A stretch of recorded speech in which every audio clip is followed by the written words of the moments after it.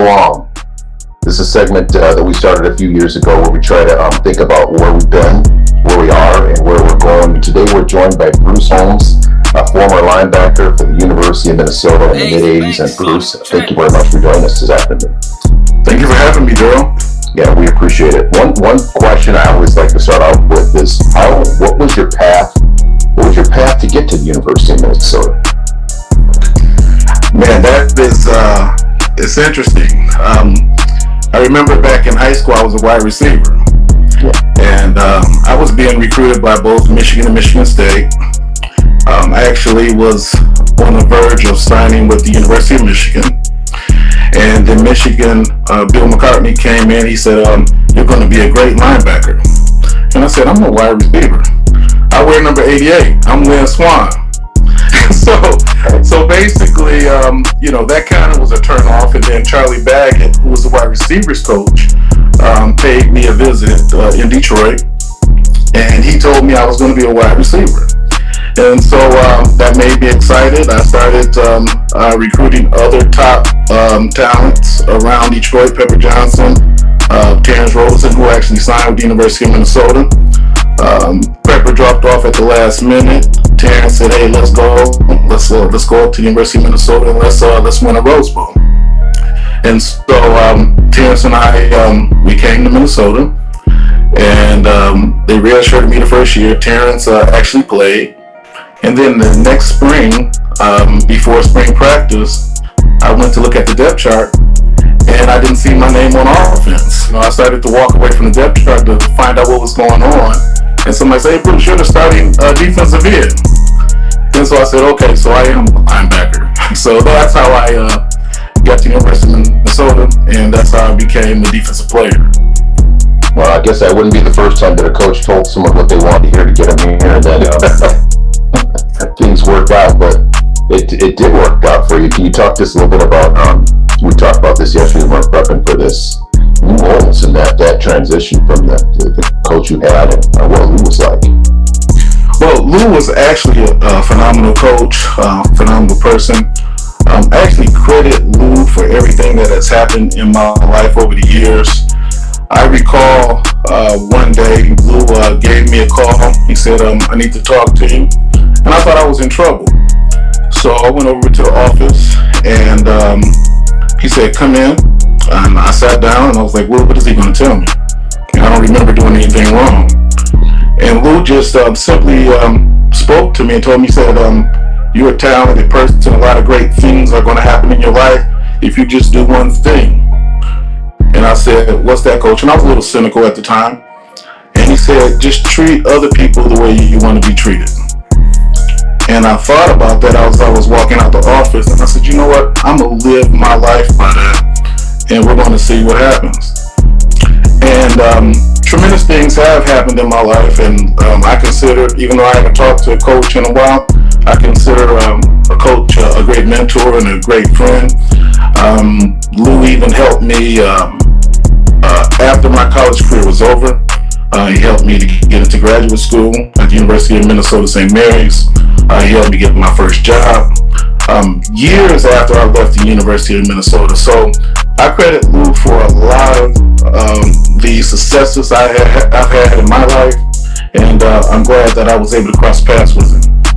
I'm going to jump out of football quick because I think what you're doing now is really important. I followed you from afar, and if you could just talk a bit about, you're currently a commissioner in the state of Georgia. If you could just talk a little bit about what you're doing now and how you got there. It's very, very interesting to me. Well, I tell you, man, I played professional football for 7 years between the Canadian Football League and the NFL. That ended in 1993, and somehow I fell into the pharmaceutical industry with Merck and stayed in that industry for about 20 years. While living in Minnesota, I got recruited by Johnson & Johnson. I was called to a meeting in Atlanta while living in Minnesota, and it was in December. I got off the plane. It was 80 degrees in Atlanta, and it was 60 below zero wind chill in Minneapolis. And I said, "Man, I'm moving to Atlanta." And so when I met with my boss said, "Man, it's warm down," because he lived in South Carolina. And I said, man, I would love to live down there. He said, well, you can live wherever you want. You cover the whole country. And so quietly, I went off. I found me a home in Henry County, which is in the metro Atlanta area, and bought a home and came back to Minnesota. Packed up my stuff, and 3 months later, I was in Atlanta, Georgia, working for Johnson & Johnson. And about 10 years after being in Georgia, a state senator came to me and said, hey, why don't you run for a commissioner? A lot of people seem to like you and be attracted to you, so why don't you run for commissioner? I said, I don't really know what a commissioner is. And so after studying it and studying the position and what commissioners actually do to impact the community and the people in the community, I decided to run. I was still in the pharmaceutical business at that time, and I didn't think I was going to win, Darrell. And I actually won that election by 85 votes. I was the only Democrat in the state of Georgia to beat a popular incumbent Republican at that time, which was pretty amazing.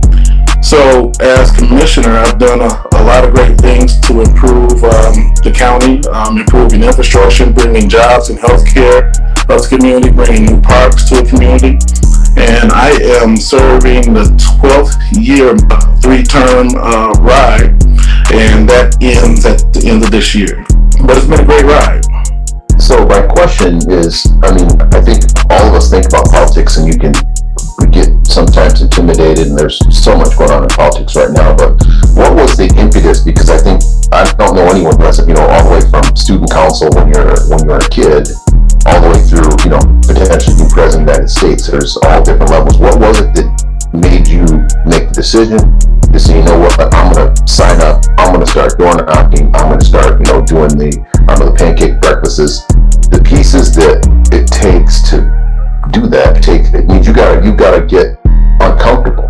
And what was it that made you decide to do that? When I was in Minneapolis before I left, I had started a youth organization called Universal Sports, where we expose kids to various careers through sports, kids in football and as well as basketball. And so when I moved to Georgia, I kind of wanted to do the same thing, but it was kind of hard to get anybody to open the door. I volunteered to coach football, and I'm telling you, man, these guys, they didn't even want me to, they just wanted me to stand on the sideline. They didn't want to hear, even though I played professional football, man, they didn't want to hear anything, and these guys had never even played before.